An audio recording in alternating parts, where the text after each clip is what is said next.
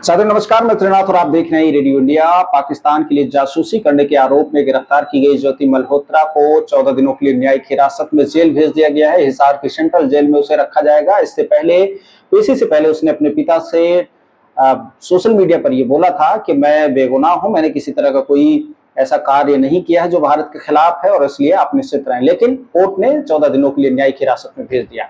इससे पहले एक वीडियो लीक हुई जिसको देख करके आप भी सन्न रह जाएंगे। ज्योति मल्होत्रा पाकिस्तान में है और स्कॉटिश यूट्यूबर है, कैमिल मिल नाम का एक यूट्यूबर, जिसने वहां पर ज्योति से बातचीत की। बातचीत के दौरान ज्योति उससे पूछती है कि क्या कभी पाकिस्तान आए हो। वो कहता है यस मैं आया हूं, या जो भी वो रिप्लाई करता है। और उसके बाद वो दोनों एक दूसरे से जब दूर जाते हैं तो स्कॉटिश यूट्यूबर बहुत आश्चर्य में पड़ता है और वो ये कहता है कि भाई इसके साथ गनमैन क्यों घूम रहे हैं, गनर्स क्यों घूम रहे हैं, वो भी AK-47 लिए हुए। बहुत आश्चर्य में पड़ता है। तो ये वीडियो आने के बाद ये साफ तौर पर जाहिर है कि आखिर अपने देश में एक आराम की जिंदगी जीने वाली जो महिला है वो दूसरे देश में सुरक्षा लेकर के इस तरह से जी रही है, इतनी लग्जूरियस कैसे हो जाती है दूसरे देश में जाके। ये एक बहुत बड़ा पॉइंट है। ज्योति मल्होत्रा को जिस पर कि ये शक बिल्कुल गंभीर होता जा रहा है कि वो पूरी तरह से ISI एजेंट्स के चंगुल में फंस चुकी थी और बम्पर पैसे काट रही है वहां से। पुलिस इस एंगल पर जांच पड़ताल कर रही है कि हवाला के जरिए कहीं ये कारोबार तो नहीं होता था। हवाला के जरिए तो कहीं ज्योति मल्होत्रा पैसे नहीं लेती थी ISI एजेंट से। हालांकि जो ISI का एजेंट है उससे कुछ स्क्रीनशॉट्स ज्योति मल्होत्रा के सामने आ चुके हैं, लेकिन इसके बाद भी जो इसके लैपटॉप्स और मोबाइल फोन जब्त किए गए हैं उससे पुलिस को और जो खुफिया विभाग है उनको ये उम्मीद है कि अभी बहुत सारी ऐसी चीजें हैं जो बरामद की जा सकती हैं। मोबाइल से दो तरह की चीजें बरामद करने का जो है उम्मीद जताई जा रही है विभागों के द्वारा। उसमें एक तो ये है कि जो ISI से इन्होंने चैटिंग की है, वो जो ISI का एजेंट है अली हसन, उससे शायद कुछ चैटिंग्स अभी सामने आ चुकी हैं, कुछ और चीजें अभी डाटा रिकवर करना बाकी है। और इसके अलावा जो अलग अलग सोशल मीडिया साइट्स के जरिए इसने इंफॉर्मेशन वहां पर लीक की होगी, वो तमाम चीजें अभी सामने आनी बाकी। इसके अलावा कुछ ऐसे वीडियोज जिसके कि इसके रील से कोई मतलब नहीं है, वो सिर्फ इसलिए शूट किया गया था कि ताकि ISI के एजेंट्स को डिलीवर किया जा सके, दिया जा सके। तो ऐसे कुछ वीडियोस भी खुफिया विभाग के हाथ में लगी हैं। अभी हालांकि जांच पड़ताल पूरी तरह से जारी है। कुछ चीजें फाइनल, अभी बहुत ज्यादा चीजें नहीं आ पाई हैं, लेकिन फिलहाल इस बात की पुष्टि होती हुई दिख रही है कि ज्योति मल्होत्रा ISI एजेंट्स के मिलकर भारत के खिलाफ देश विरोधी गतिविधियां कर रही थी। गद्दार है वो, ऐसा शायद कुछ दिनों में सामने आ जाए। हालांकि भारत के साथ हमारे जो देशवासी हैं ऐसा कुछ ना करें। किसी भी ISI एजेंट्स जो हैं वो दरअसल क्या होता है कि जो भारत की जानकारियां उनको लेकर के, जैसे अभी आपने देखा पहलगाम में हुआ, इससे पहले विभिन्न तरह की आतंकी घटनाएं हुई जो देश में अपने, वो इसी तरह के गद्दारों का काम होता है। वो यहाँ की जानकारियां उनको देते हैं, फुटेज रिकॉर्ड करके देते हैं, जो चैटिंग्स में उनको जानकारी देते हैं, फिर ये घूमने जाते हैं, वीडियो बनाने के बहाने वहां की जानकारियां साझा करते हैं। आपने देखा होगा कि कैंट बोर्ड जो क्षेत्र होता है, कैंट एरिया जो होता है, उसमें किसी भी तरह की वीडियो शूट करना, फोटो शूट करना इसीलिए अलाउ नहीं होता है क्योंकि उन्हें पता है कि ये इस तरह के जो एजेंट्स हैं वो सक्रिय रहते हैं और किस बेस में कौन आ जाए ये नहीं पता।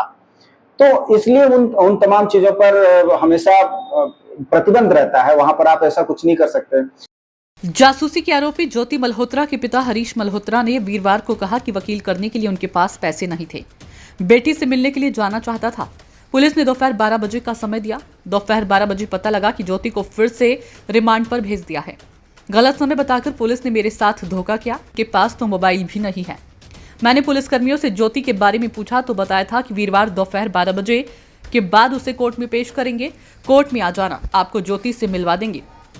सुबह 11 बजे मेरे घर 2 पत्रकार आए। उन्होंने बताया कि ज्योति को दोबारा से रिमांड पर भेज दिया है, वह कोर्ट में नहीं है। ज्योति के लिए वकील नियुक्त करने के बारे में पूछा तो कहा कि मैं तो किसी वकील को जानता नहीं, मेरे पास पैसे भी नहीं है। पाकिस्तान के लिए जासूसी के आरोप में गिरफ्तार ज्योति मल्होत्रा को 5 दिन की रिमांड पूरी होने के बाद उसे वीरवार को अदालत में पेश किया गया।